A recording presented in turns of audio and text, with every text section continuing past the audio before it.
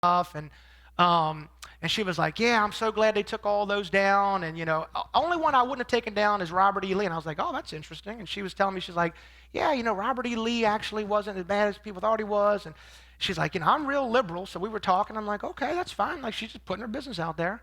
And she said, my kids are really, really liberal. They're even further to the other side than me. And I said, yeah, okay, cool. And so we're talking. And she's like, yeah. And somehow we got talking about COVID.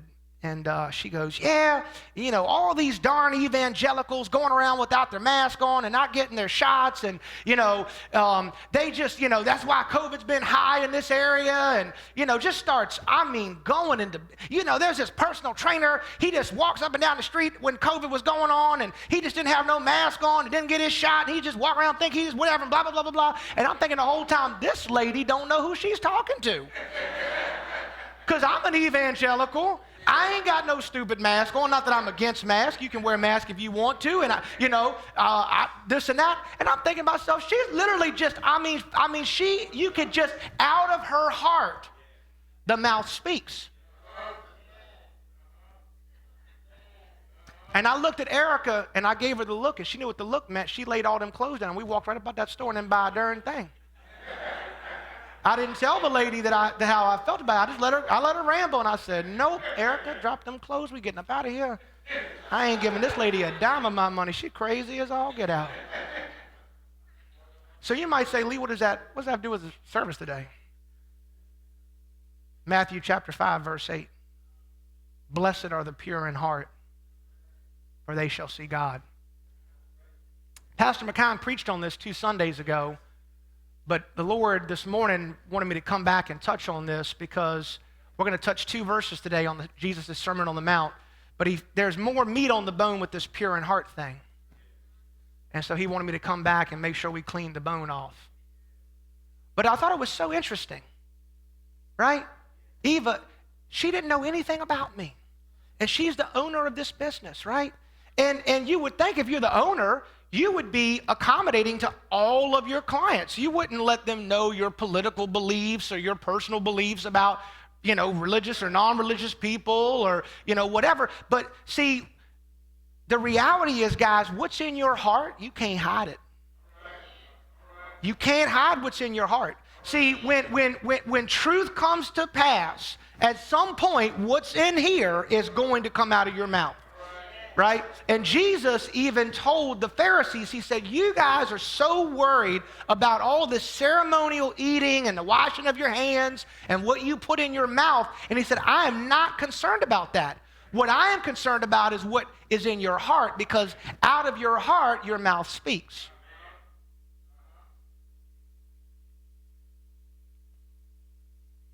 And so for us, we have to take this verse and we have to wrestle with it. If Jesus says, blessed are the pure in heart, comma, for they shall see God, then that means some people are not going to see God.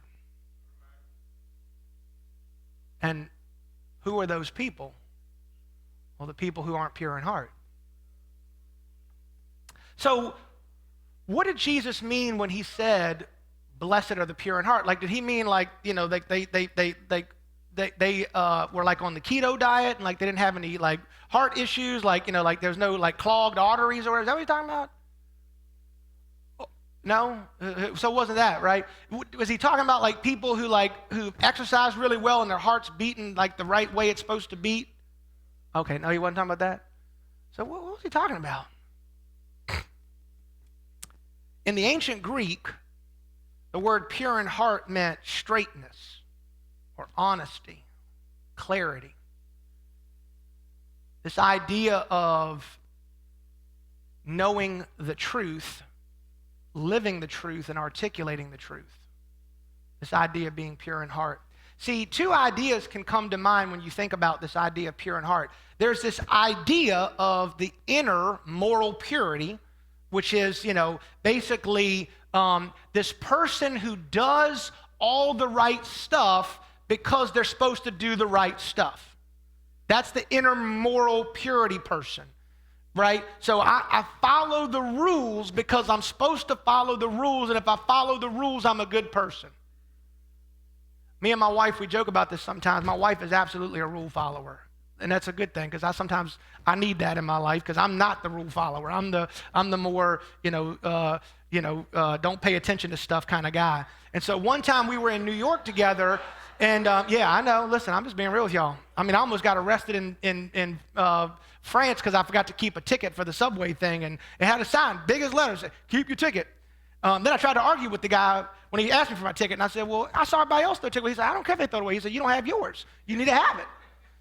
Erica said, "Man, you got to pay the fine." I said, "I'm not paying this guy the fine. I paid for this ticket." She said, "If you don't pay that fine," they're getting ready to handcuff me and put me in Paris jail. Erica's like, "We got an appointment to go see the Eiffel Tower. You better give that man that fine." I'm like, "I don't want to give this man that money." Anyways, but we were in New York one time, and I told Erica in New York, we were up there around Christmas time, I said, "Don't leave my side. Whatever I do, follow me."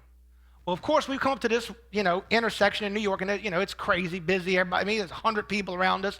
Well, the sign says not to walk, but there ain't no cars coming. So, Judy, what do you think I do? I walk, and I walk 2 or 3 blocks up. And then I look back and I realize there's a lot of people around me except for my wife. And we're in New York at Christmas time. So I'm calling on a cell phone. I'm like, "Where in the world?" She finally picks up. I'm like, "Erica, where are you?" She's like, "I'm back at whatever such and such block." I'm 5 blocks up from her now. So I had to wait for her to catch me. I told her, when she finally got up, I said, "Erica, I told you just follow me." She goes, "But the sign said not to walk. You broke the rule." I said, "I don't care. I need you to follow me." Now, see, here's the thing. Who was in the wrong? Depends on who you talk to, because she would tell you that I shouldn't have walked. I would tell you she's supposed to follow. That's the conundrum.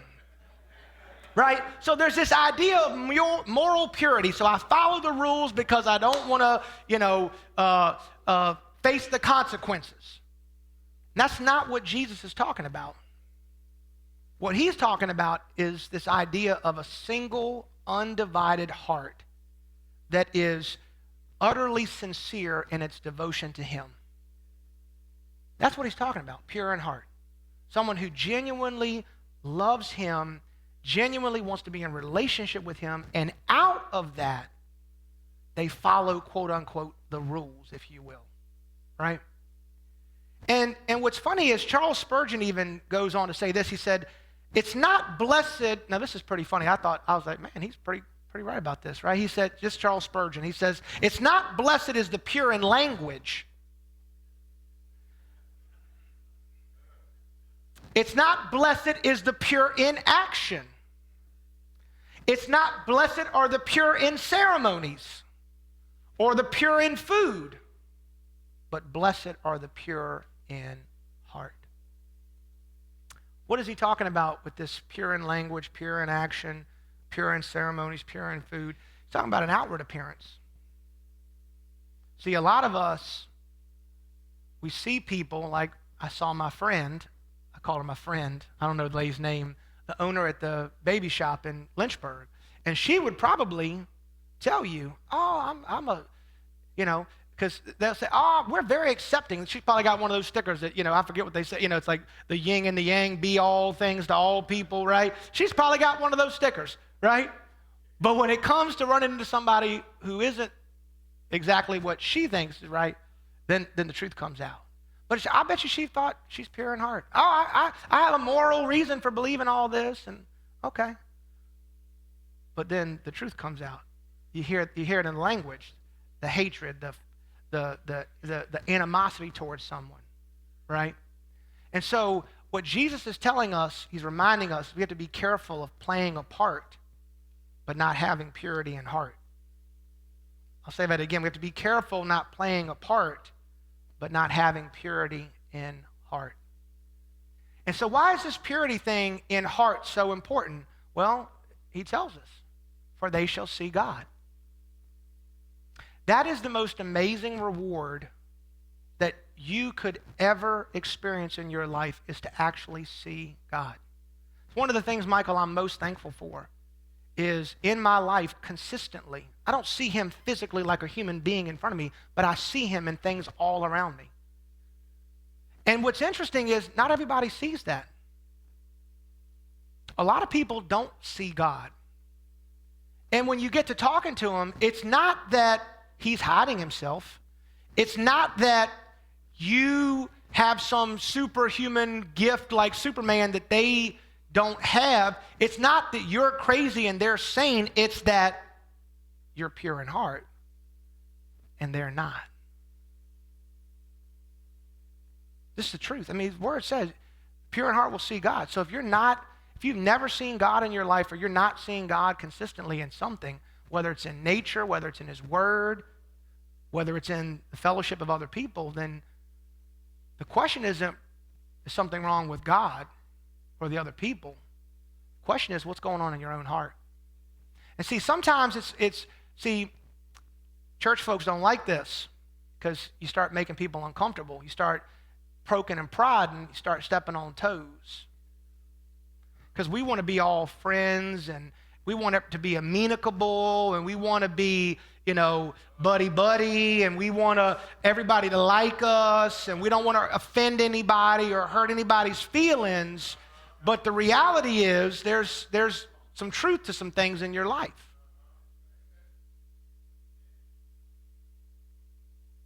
For they shall see God.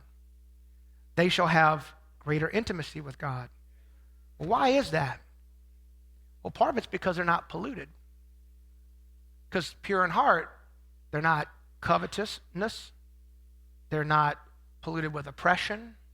They're not polluted with lust or deception. They're free. They have liberty, right? We went one time, Pastor McKine and Bernice, we shared this with the church, and I think some of the folks got a chance to go and experience it as well. We were down in Irvington together, and we went to this place, the market, and we saw Mr. Jim. And Pastor McKine was amazed by how he ran his store, because he had people coming and going, all of his people in the kitchen. They got to do whatever they wanted in the kitchen, and he didn't tell them what to do. He wasn't micromanaging them. They were flowing, and there was this freedom and this liberty in the place, and it was just amazing watching it. Some of his customers, he would let them come behind the counter, and it was unbelievable. Why? Because he trusted everybody in that place. He trusted them, right? So for us, when we think about this idea of being pure in heart, the reality is like Charles Spurgeon said, there's things that pollute our heart that cause it not to be pure. And that's the thing that we have to wrestle with, is what pollutes our heart. Some of the examples that my commentary used this morning was covetousness. See, I can't be pure in heart if I want stuff that I don't have that's other people's. I can't be pure in heart if I'm not satisfied with the wife that God has given me and I constantly want something better, and I'm looking at everybody else's wife thinking, oh, if I just had that, I'd be happy.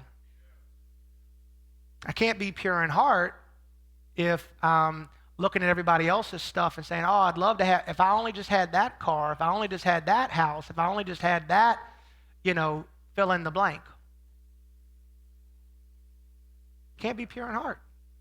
Because the reality is, when I'm coveting something, when I'm coveting something that somebody else has, I can't be pure in heart with them, because there's always going to be animosity, because they have something that I think I need that I don't have, and I'm going to think in my head that somehow they got it in a way that they shouldn't have, or I didn't get it in a way that I should have, and I'm always going to have this challenge in my heart. That's the issue with covetousness. Oppression. I can't be pure in heart if I've been oppressed. If I'm quote unquote a victim. If everything that's happened in my life has happened to me, and I just never let go. I never allow forgiveness to happen. I never allow I can't be a pure in heart spouse if I never forgive my spouse for mistakes they made 10, 15 years ago. I can't do it. You can't be pure in heart, constantly throw mistakes back in that person's face from years ago. Well, you ran out on me and did this. Well, you said this. And well, this. Can't be pure in heart. Because there's always going to be tension. There's always going to be stuff. covering that thing up. Or deception. Can't be pure in heart if I'm constantly working an angle on people, right? We talked about one of our friends back in the day, loved him to death. You know, I never got a break. I never got a break. No, you were always trying to work a break on somebody else, and people were trying to be good to you, but you wouldn't just accept their goodness because you were trying to be deceptive. You were trying to work an angle, you know, like, oh, let's get this angle. I'm going to get that 90 degree or that 45 degree. It's like, why can't you just be straight up? If you just be straight up, what do you need? We'll give it to you. We'll help you, right? But you can't be pure in heart if you're trying to be deceitful. You can't. And see, this is the challenge that we struggle with, guys, because for all of us, there are little areas trapped in our heart behind lock and key that we don't want people to see, that we don't want to open up. And it's those places, it's those doors that are locked that hold you back from experiencing the fullness of purity in heart and seeing God more clearly. See, when we look at the Old Testament, when we look at the forefathers of the faith, they saw God in more intimate ways when they got most transparent with him. When David got to the place where he said, Lord, I can't lie to you anymore. I can't hide anything from you anymore. Search me and know me. Then he saw God in a way he had never seen him before. When Abraham stopped trying to do it his own way and lie about his wife and, you know, this and that, he saw God in a way that he hadn't seen him before. When Moses, Peter, Paul, I can talk about all of them, guys. Mary, she got to a place where she said, yeah, I was a prostitute before. I screwed up. I made a lot of mistakes, but I just got to get to his feet. I just got to get to his feet. I'm just gonna weep right here at his feet because I got nothing to hide from him anymore. I'm just jacked up and I need him and I know who he is and I've seen what he's done and I'm just gonna get to him because I need him and I don't care what anybody else thinks. I know I look like a fool on my feet right now crying, washing his feet with my hair, but I need to get to him. I don't care about being pure for fear of consequence. I have an intimacy with him that drives me to him. That's the difference, guys. See, there's the inner moral purity person that says, oh, I got to be, if I'm good enough, you know, if I have the right image or ceremonial purity, then, you know, I can get close to God because it's more about I'm afraid of getting caught in the real me or having consequences of the real me, so I hide that and I fake it so I can get to him so I don't get in trouble. But then there's the ones that say, no, I just need him. I know who he is. I know who I am, and I'm going to get to him as close as I can, and I'm going to get as real as I can, and they're going to see him in a way that most people won't see God.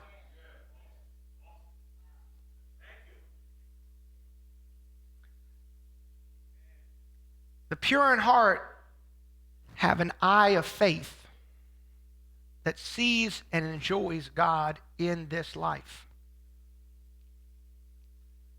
They seek God for intimacy, not because of fear of getting caught or fear of consequence, but because of who he is. Right? And so that's the question, guys. Like, are we afraid that he's going to find out who you really are? Well, guess what? He already knows who you really are. Come on, stop playing with him. This ain't Halloween. I already know who you are.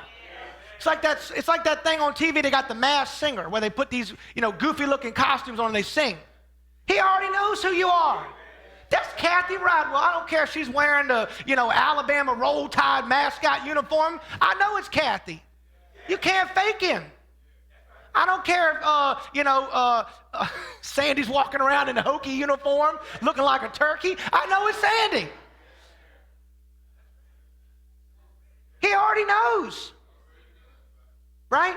But we play this game in our minds, guys. If we're honest with ourselves. where it's like, well, let me be pure so I don't get caught or get in trouble, or God forbid, I don't want something bad to happen to me, because, that's how he works. God, he's going to hurt me, or he's going to, punish me if I don't do the right thing, and so I might as well do the right thing so I don't get punished. And some of us grow up like that. Part of the reason we grow up like that is because we had fathers like that and mothers like that. That's not who he is. Not who he is. Pure in heart, so they shall see God. Now, what's interesting is this morning I was preparing this word, and God took me back to this, because in order to get to verse 9, we have to understand this pure in heart thing, because, when Jesus talks about being a peacemaker, you can't be a peacemaker if you don't have purity of heart. So they're connected. They're connected. Now, here's my question I want to ask you real quick. We're going to get into another passage of Scripture here in a second, but does this thing work? Let's see. Hold on. There we go. Did you receive an invitation? Did you receive an invitation? Who got a piece of paper from me? Hold your hands up. If I gave you a piece of paper. I want you to come forward real quick. Come up here.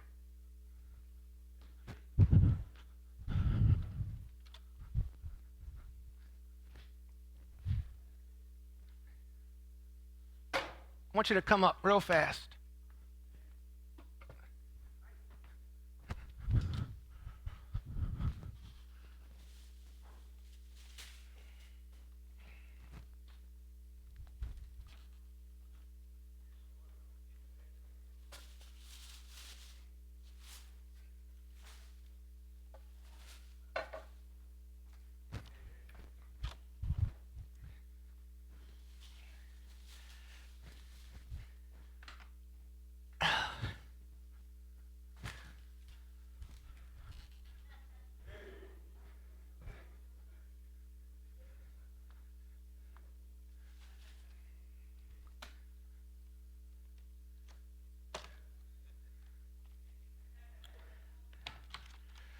So Nat doesn't like the carrots, but I know he likes the carrot cake.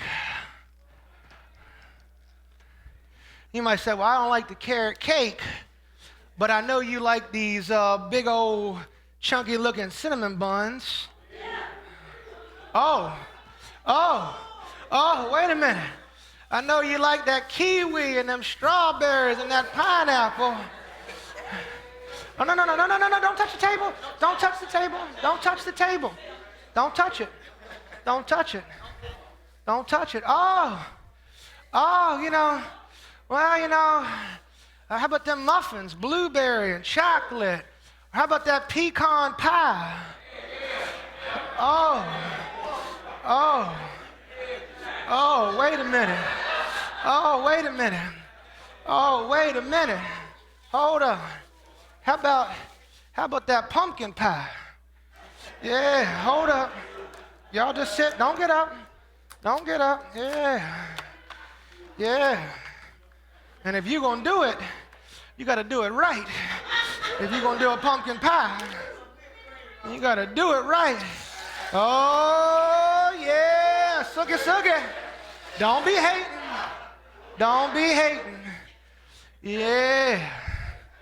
Yeah, don't be hating. All right. What would you guys like to drink? Got orange juice? Got sweet tea? Oh, so I got to shake it up. Bernice, tell me, shake it up. Would you like orange juice? You like some orange juice? You like sweet tea? You want some orange juice? All right, I'll get you some orange juice.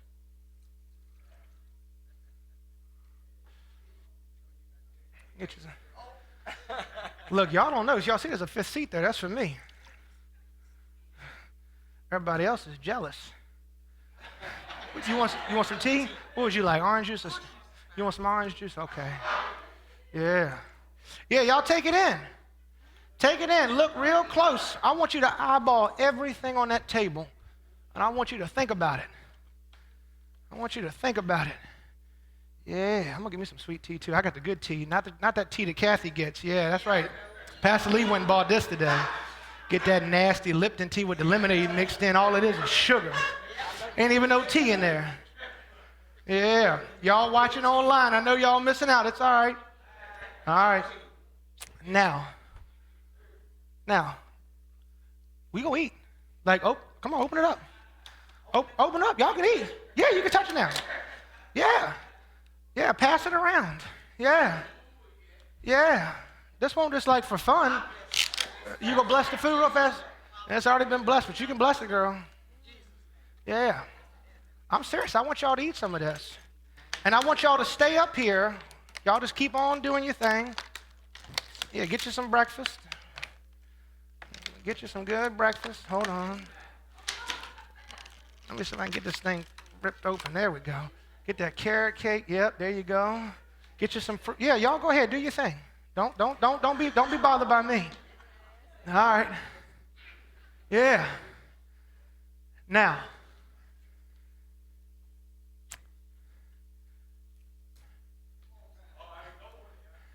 what happened to my verse? Hold on. I'm about to read it out of the verse. So jump with me real quick to Matthew chapter 22.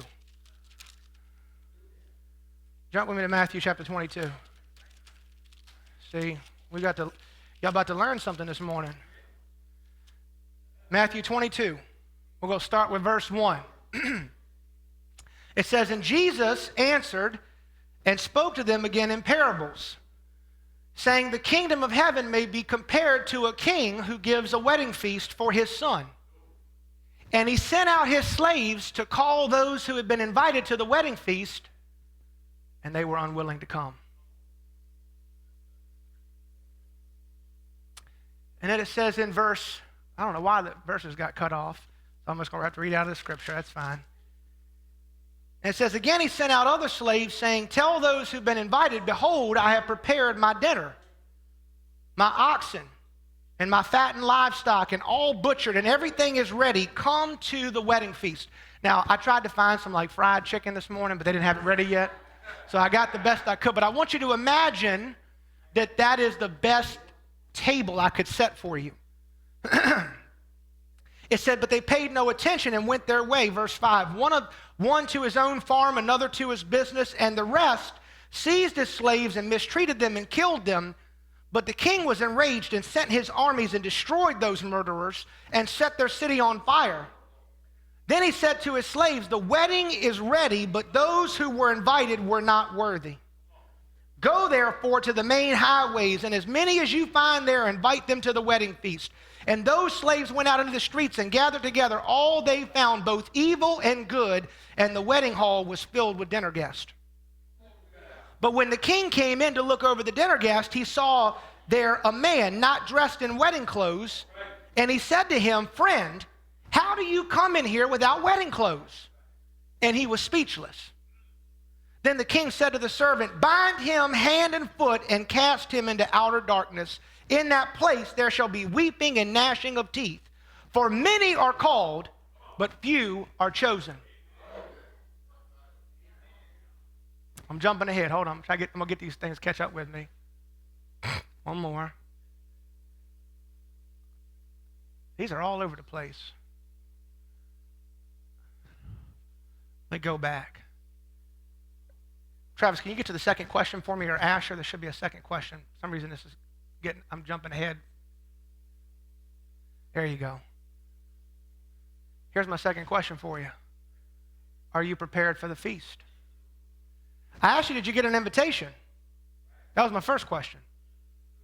See, what's funny is everybody is eyeballing the feast that God has prepared for his people when they finally see the table prepared. But all too often, he's telling us that he's already prepared a table for us. This is what he says. He says, where's it at? Verse 4. "I have prepared my dinner." It's already prepared. It's already prepared. The invitations have gone out.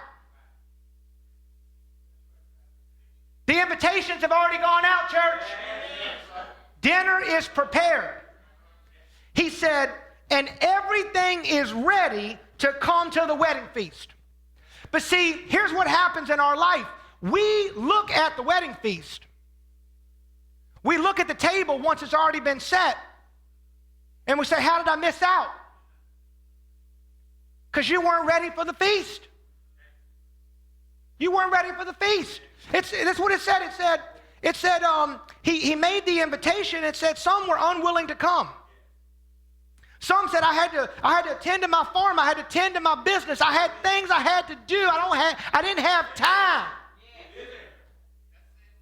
See, y'all were all jealous when you saw me finally set the table. But see, this is the table that's been prepared for you from the day you were born. This is what God has already made available to you. But very few people actually get to the table and enjoy the feast. It's already been prepared. It's already ready. The gospel has already been preached. Jesus has already gave his life for you. But you're so worried about everything else. You're so worried about hiding your little secrets and not being pure in heart, or this or that, or being so-and-so, or being busy and building your business or whatever, that you are not prepared for the feast. You've been invited, church. You've been invited. B. Cody set the table before you came out your mother's womb for you. And he had an invitation waiting for you. He said, man, I can't wait for my son to come and enjoy this table. But how many don't come to the table? How many don't ever get to the table? We taste all the fake fruit of the world and all the fake vegetables of the world and all the non-meat, the beyond meat crap.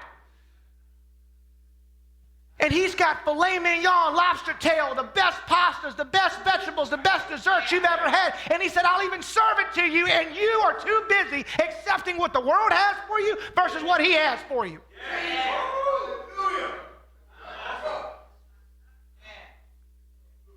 I was in Appomattox. I told you guys about it this past weekend, and I met this lady and her husband. And on her website, she talked about the wedding feast. It was so funny. I said, man, God, you are so good. Guys, can you follow me? Like, of all places, Pastor McKine, Erica and I ended up in Appomattox, of all places in the whole United States. You know, I tried to go to 3 other bed and breakfasts, and they were full ahead of time. We were trying to go to Cape Charles. We tried to go up to Luray. We couldn't get there because God wanted us in Appomattox. Why? To meet this couple. And you know what she said about the wedding feast? She said, for the longest time, I went into church, guys. This is going to set some people free if you let it. She said, I went into church, and she said, I saw these people up on stage, and they looked like they were enjoying this feast, and I felt like it was never available for me. And then I met people who, it was almost like fake fruit and fake vegetables, and like she was like, I just felt like it was not real. But she said, when I finally got to the table and I tasted his goodness, she said, everything changed for me. She said, because I realized he's real. He has the best. Nothing can compare to him. He is the best reward. Those who are pure in heart shall do what? Get the best reward. See God. Sit at the table with him.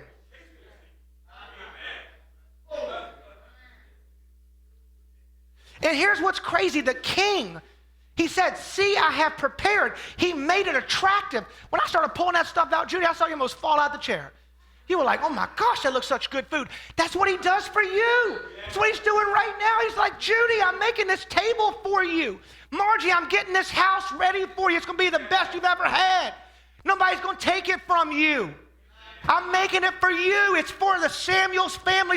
I made it 50 years ago. Your family's living it all this time for you. I made it for you. This spouse, I made them for you before you ever knew who they were, because I knew that they were going to be the best for you. I made it. It's already ready. That's what it said. The table's been set. It's ready. But most of us don't get to the table.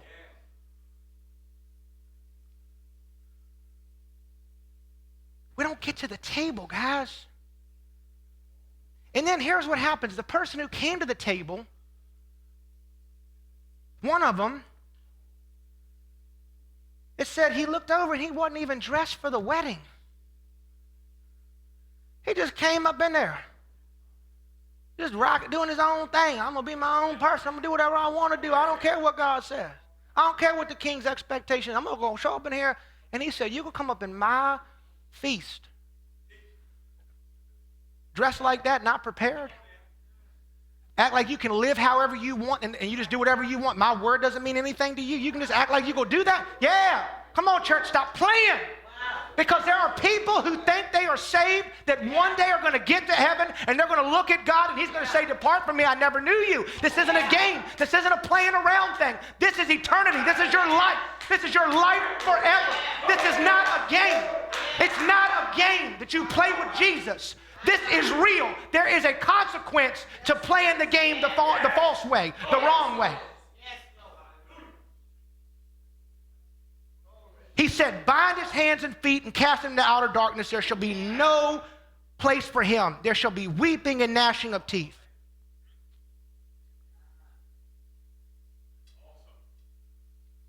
This is the man who came only in appearance. Talked about earlier being pure in heart. This was the ceremonial man or woman. I play the part. I look good on the outside. I'm willing to eat the good things set before me, but I have no love for God in my heart. I'm willing to take all his goodness, but I'm not willing to give him anything of mine. I want his best, but I'm willing to give him my worst. Like they said in Malachi, he said, you gave me your dead calves. You gave me your diseased lambs. And you expect me to open my storehouses and bless you? You got 30 seconds in a whole 7-day week to spend time with me and get in my word, and you want me to give you my best?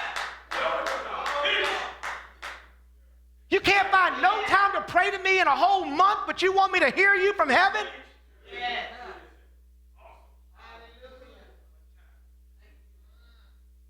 You want to eat all the great stuff at my table, but you don't even love me?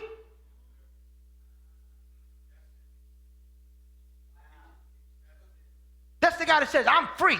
I'll do whatever I want. I don't need to honor the king because I'm my own king. You'll see what your table looks like. See what your table looks like. It looks good, but that food's rotten. It'll tear your stomach up once you start eating it.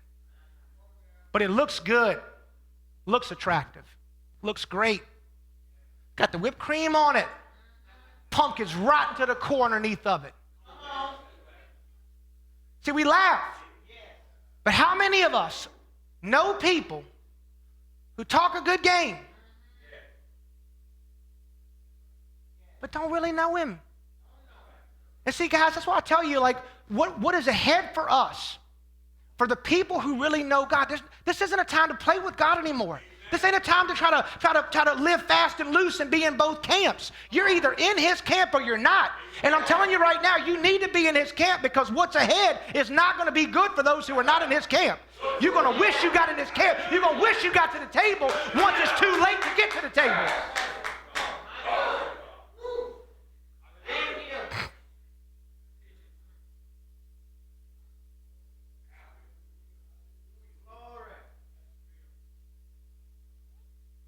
Because there's going to be a day when the door's closed and nobody else gets to the table. And don't say, I didn't get an invite. It's already been sent. Invite's already out to every single person. Choice is whether you go. Do you go to the table? Do you go to the feast? Do you enjoy what God has prepared for you? Or do you keep playing with the world and what the world has prepared for you and thinking that's going to satisfy you? Because it's not. I'm telling you right now, it's not. You're going to continue to be anxious. You're going to continue to be depressed, sad, no joy, because it never was meant to fill you. It never was meant to be the good, the perfect, the best.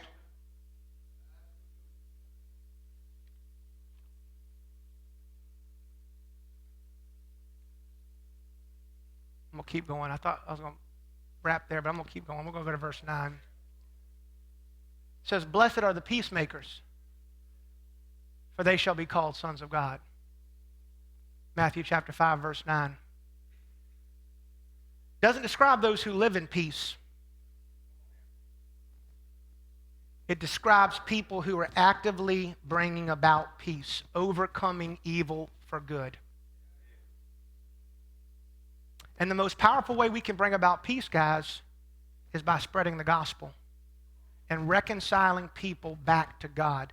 People who rejected and offended God and sharing with them the goodness of who he is and the love that he has for them and getting them to come back into relationship with him. Inviting them to the table, Pastor McKind. That's how I can be the best peacemaker. Inviting others to the dinner table with him. It's funny because the word says, I'm going to jump ahead here real quick. I think I'm going to hit this clicker all over the place. I'm going to jump into a verse real quick in Corinthians. Here we go. And it says in 2 Corinthians, that's verse 18. I think I jumped one. Take me back to 18 real quick. If you can, Travis or Asher. There we go. Now, all these things are from God, who reconciled us to himself. So he was the peacemaker. He initiated the first step in peace. He reconciled us through Christ and gave us the ministry of what? Reconciliation, which is also the ministry of peacemaking. That's what he gave it to us. He made peace with us and then gave us the ministry of making peace with others. Verse 19, namely, that God was in Christ reconciling the world to himself, not counting their trespasses against them, and he has committed to us the word of reconciliation. So if you are a believer, you are called to be a peacemaker. You can't say, oh, well, no, I don't want to go make peace with people. You don't know how, they're jacked up. They drive me crazy. They're annoying. They don't deserve peace. Charles Spurgeon said, blessed are the pure in heart, for they shall see God. He said, we have to understand this in order to be peaceable. Our peaceableness is never meant to be a compact with sin or an alliance with what is evil. We must oppose everything that is contrary to God and his holiness.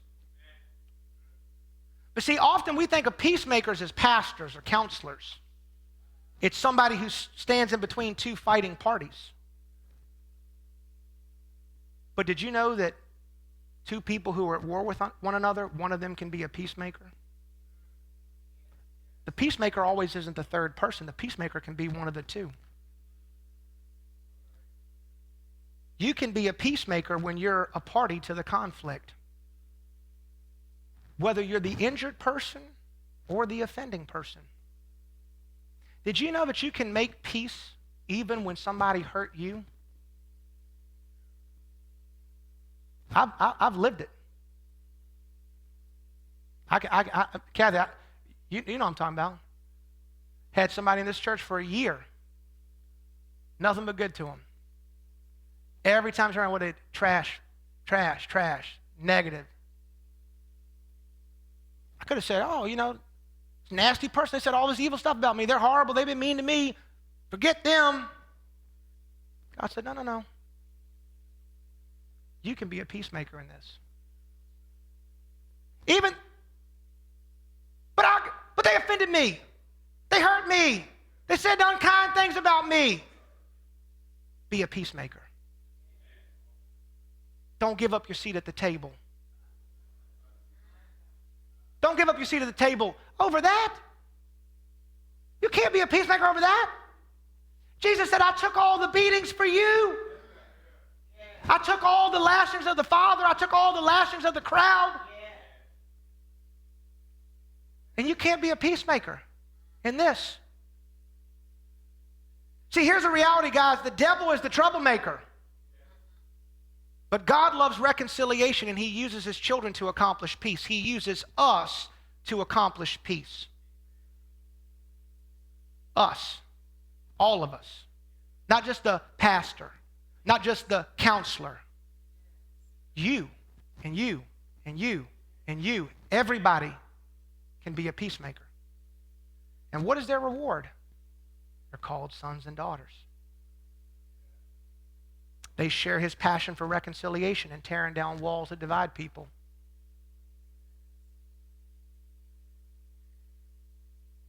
Here's the thing. Peacemakers, you're going to be ill-treated by men sometimes. You're going to have bad things said about you. You're going to have people really hurt you.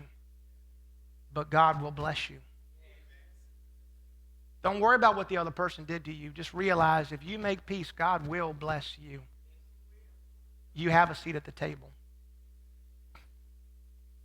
So here's my last question to you, and I'm going to end on this. And Kyle, where's Kyle? He's right there.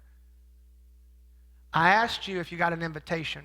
That was my first question to you. My second question was, were you prepared for the table? Were you prepared for the wedding? And then here's my third question to you. Who's your plus one?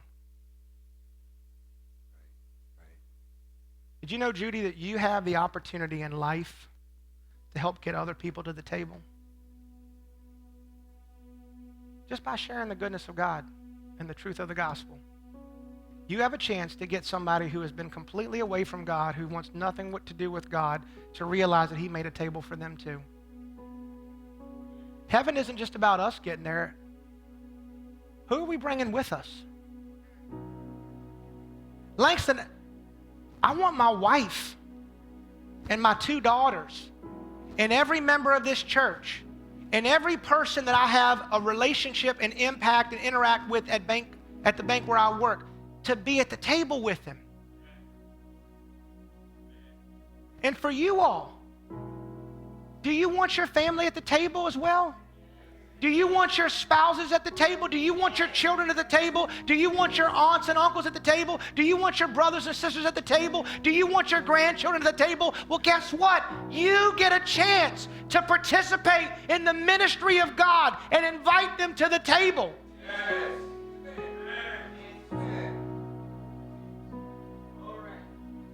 It's already been made. He's already prepared it. But we don't talk enough about how good this table is. How good was the food, Bernice? How good was the food, Cindy? Brenda, how good was it? Michael, how good was the food? Then tell people about it. When you walk out of here, tell them that the food is good. Tell them that he's a good father. Tell them that he gives good gifts. Share your testimony. Share the gospel with people. Stop hiding it. Acting like something else is better. Oh, I can tell you about my bank account. I can tell you about my house. I can tell you about how nice my car is. I can tell you about all the stuff that the world has given me, but I can't tell you about the goodness of God. About the table that he's made for me. I do not apologize for bragging on God. I will brag on God every day I'm on this pulpit. People say, oh, Lee, you put your business out there too much. You talk about what your church does all the time. You talk about all the money he's given y'all. Yeah, I do, because it's from him. And the world needs to know that it's a great table. It's not Burger King, it's Ruth Chris. Kurt, they need to know that it's not Burger King, it's Ruth Chris. That he made Ruth Chris for you. We keep walking around talking about Burger King. Have you tried the new Whopper? Get out of here. Have you tried the new curly fries from Arby's? You think that's good? God said, I got tomahawk steaks waiting for you. I got filet, I got lobsters your lips have never touched waiting for you. I know you don't like seafood, Chuck. I got the best dessert Carmina you could ever imagine sitting at the table waiting for you.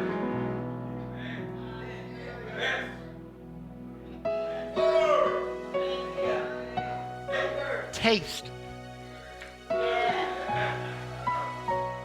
Church.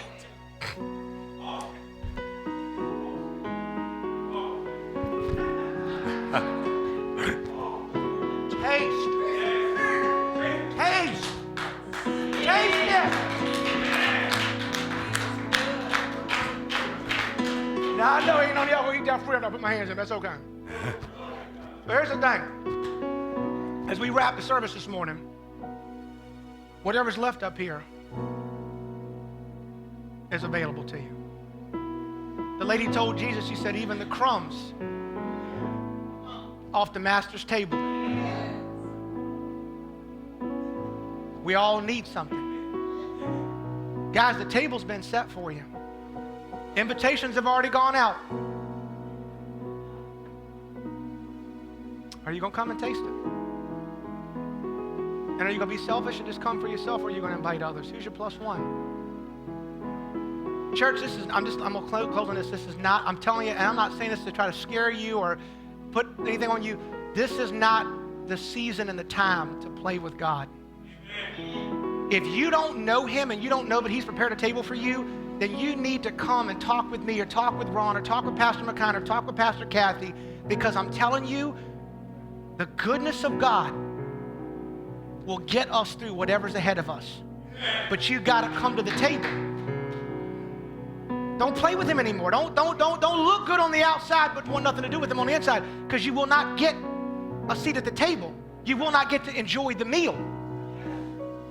You might think you're going to sneak up on the table like the guy did. Oh, I'm not going to sneak in. He said, well, who are you? What are you doing here? You want to do it your own way, but you want my best. No, that doesn't work this way. I'm not going to give you my best. Get away from my table. You can't reject God in your life and expect him to give you everything. You can't live like hell and expect to get heaven. And if I offended you this morning or I hurt your feelings, guess what? I'm sorry. But God ain't playing anymore with his church people. I'm telling you, he put on my heart, he's not playing with us anymore. Either you love him and you want him, or you don't. And just, he already knows what camp you're in, but you got a choice that you can get back in the right camp. And I'm not just saying this for people here. It's not meant to anybody. I'm not thinking about anybody in my mind as I'm saying this. This is just the Holy Spirit saying, you take it for what it's worth. Receive it how it is. Those of you online. Amen? Hannah, if you will, come back up as we got the table set. We're going to do that song, The Blessing. And I know it's 12:12. If some of you guys need to leave, you can quietly slip out. Ain't nobody going to judge you. We're going to do this song, The Blessing, one more time. And this time as we sing it, we're going to sing it in view of this amazing, beautiful table that God has set before you and your family. And if you're somebody who says, you know what, I need to get back to the table, altar's open. Or if you just want to sit and hear the words of this song, in light of the message today and in light of seeing the table that God's prepared for you, you can stay and sing the words, and then we'll dismiss service.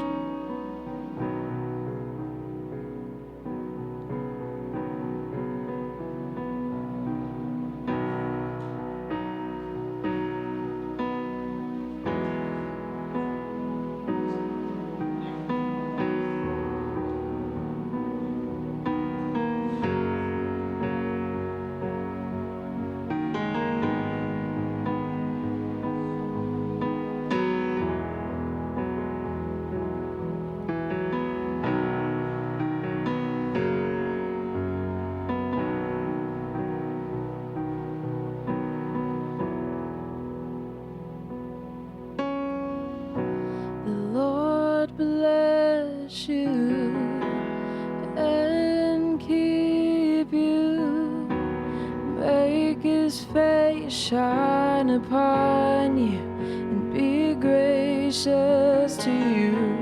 The Lord turn his face toward you and give you peace.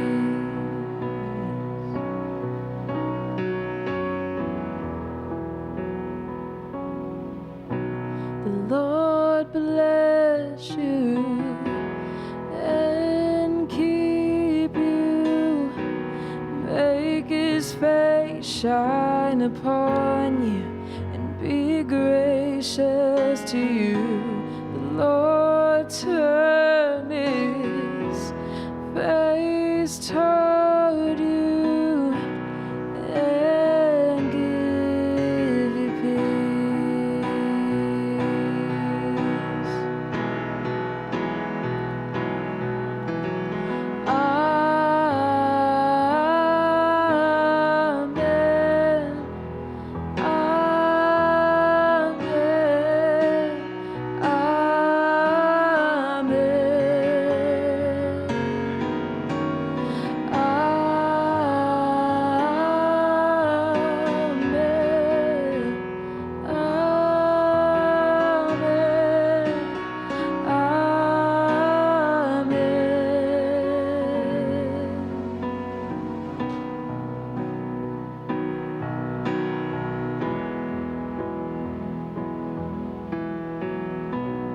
Lord bless you and keep you, make his face shine upon you and